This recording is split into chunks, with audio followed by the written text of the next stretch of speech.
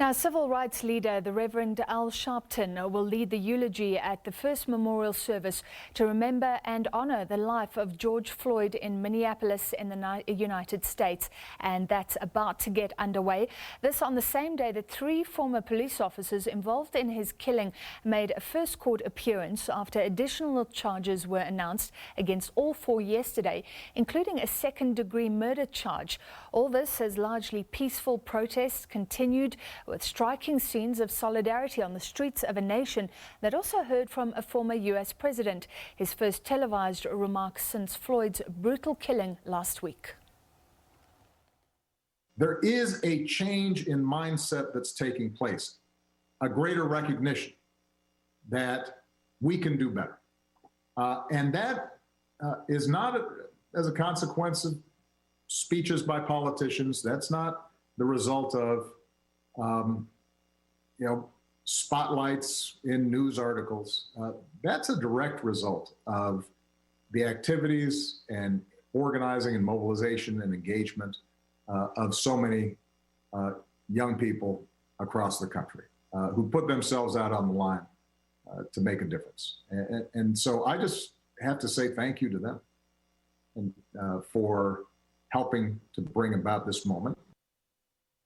Well, for more on this and other developments in the U.S., we're joined by our U.S. correspondent, Sherwin Bryce Pease. Sherwin, thank you for being with us. As usual, there was a huge expectation ahead of Barack Obama's speech, but we heard from our other correspondent earlier that the message was quite tempered, maybe the response even muted. He didn't once mention President Donald Trump, particularly after his threats to send the military into states to quell protests earlier.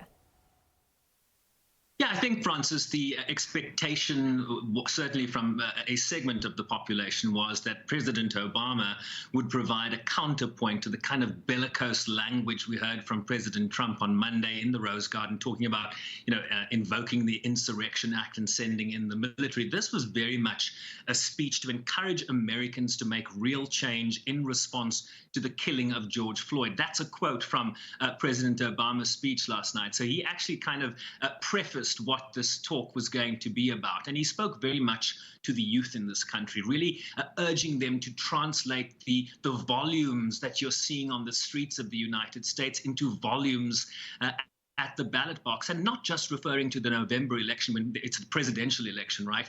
Really talking about the importance of getting involved at the local level.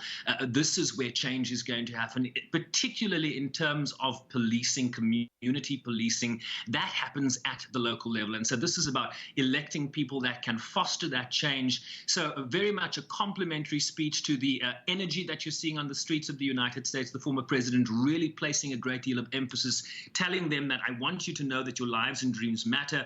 I see limitless potential. I hope that you feel hopeful even as you feel angry. You've communicated a sense of urgency that I haven't seen in recent years. So young people is the message from this president, will drive the change that Americans seek at this time, Francis. And calling for change at the polls, but right now President Trump is in charge, and his former defense secretary, retired 4-star General Jim Mattis, who resigned in 2018, he's issued a stinging rebuke around that handling of the protests outside the White House earlier this week. Tell us more what he had to say. Yeah, a lot of people might not know who Jim Mattis is. He's a 4-star retired Marine Corps general who became the first defense secretary in the Trump administration. He was confirmed by the Senate by a vote of 98-1. So there was bipartisan support. He's well respected on both sides of the aisle, and resigned because he was not in support of the president's policy in terms of withdrawing troops from Syria. So took a very principled decision to resign, said he couldn't serve under this president because their worldview did not align. And so he, this very respected general, penned a very cutting statement. He's saying he was very angry and appalled at watching events unfold. We must reject and hold accountable those in office who would make a mockery of the Constitution. Of course, there referring directly to President Donald Trump.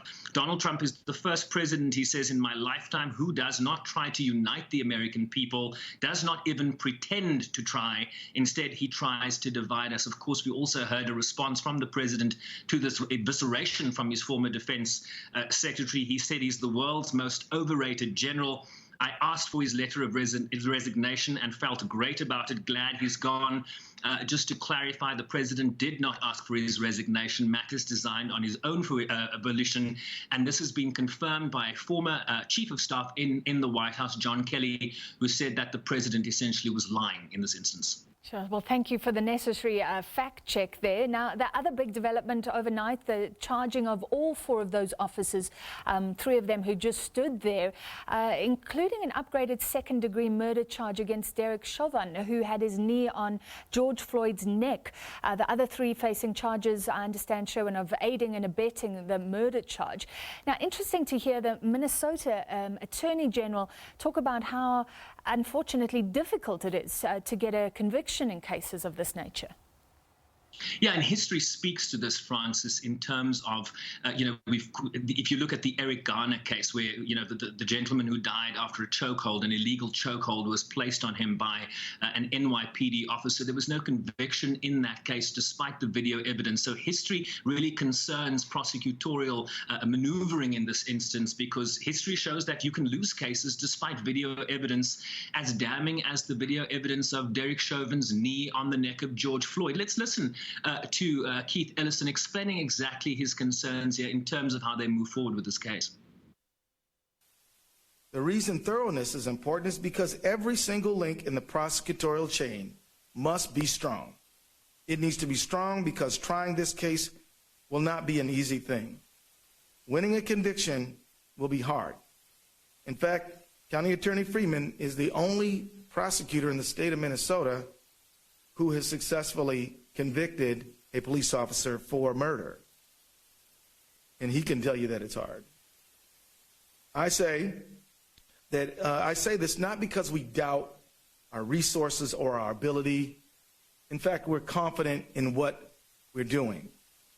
But history does show that there are clear challenges here. History does show that there are clear challenges, and he explained in a later interview on one of the channels here, Francis, why it's so difficult to convict police officers. He says juries tend to resolve any doubts in a case on the side of the police. They tend to believe the police whenever there is a credibility concern. Legal immunities also that authorize police to use force in some circumstances give them great latitude in terms of using force when an arrest is made. And the relationships, he says, that the police enjoy, often with people in power, with politicians, often with prosecutors, that complicates kind of how a case will move forward. So there's a lot working against the prosecution in terms of history here. That's why he's calling for very meticulous evidence gathering as they move towards a court and possible court trial and possible conviction, Francis. And no doubt the world will be following that prosecution. So Sherwin, we've seen the scenes of mostly peaceful protesting in the U.S. Overnight, and then just about to get underway. We can even bring you some of the visuals coming from Minneapolis tonight. One of the many memorials starting in Minneapolis for George Floyd. Just tell us what's expected tonight. Yeah, a real sea change, I think, from the violent scenes we saw into the weekend and at the beginning of this week. But very much the focus telling people the story of Floyd is, and really using this moment as a catalyst for the change that so many on the streets of this country are seeking. I'll tell you that Al Sharpton, as you correctly mentioned, will deliver the eulogy, and you can just imagine what that's going to be. This is someone that is very used to circumstances like this and certainly has the gift of the gab. So that should be a really powerful from Al Sharpton. I saw images of the Reverend Jesse Jackson there, the governor of the state of Minnesota, Tim Walz, is there, the mayor of Minneapolis, Jacob Frey, who knelt down at the coffin moments ago in tears. A real powerful statement from politicians, local politicians in that area. And this is all happening North Central University, one of several memorials, Francis, to honor the life of George Floyd, really to, shift the focus from just that video, because that's how we get introduce this victim essentially, and really to tell the story of who George Floyd is. There's a memorial again in North Carolina where he was born and where his sister lives on Saturday, a memorial in Houston, Texas, where he grew up, where a lot of his family is on Monday, and then of course the funeral on Tuesday. And we understand that former Vice President and presumptive Democratic nominee Joe Biden will be in attendance there, Francis. Thank you very much for that update, our U.S. correspondent Sherwin Bryce Pease. Now let's take you live to that memorial service getting underway. Let's see if we can listen in for a little bit to what's happening in Minneapolis tonight, South African time, obviously earlier in the States.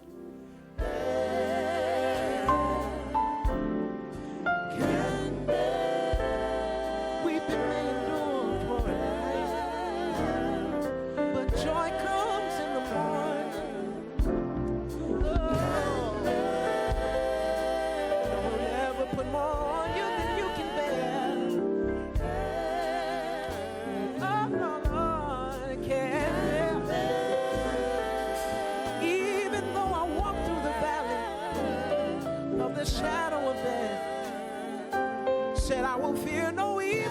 I will fear no evil, for God is with me.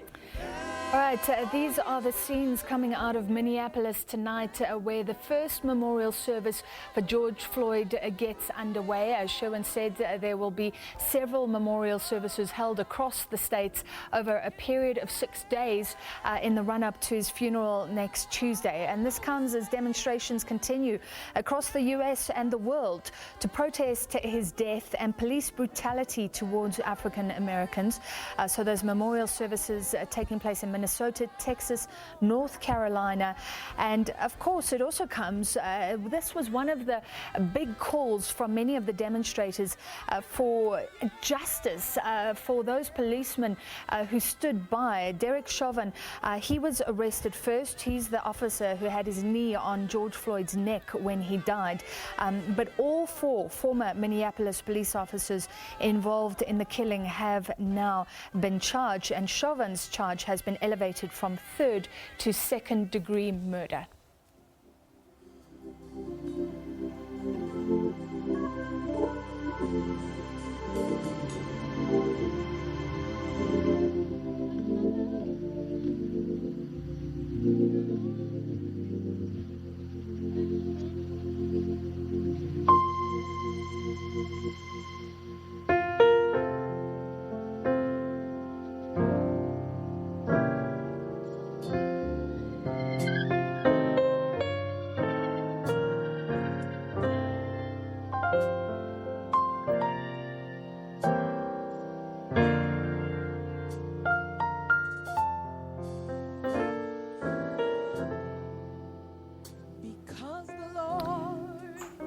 All right, you see there J.C. Jackson. Sherwin said he would be in attendance, and the eulogy to be delivered by civil rights leader, the Reverend Al Sharpton, remembering now the life and times of George Floyd, to many a victim of police brutality, looking back on a man who had dreams, expectations, living in the United States. We'll dip in a little bit later and see what's happening with that memorial service getting underway right now in Minnesota.